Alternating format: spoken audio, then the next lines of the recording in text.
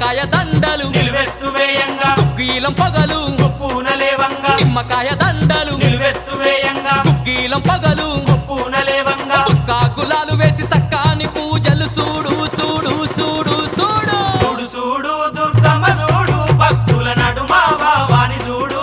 చూడు చూడు దుర్గమ్మ చూడు భక్తుల నడుమ భావాని చూడు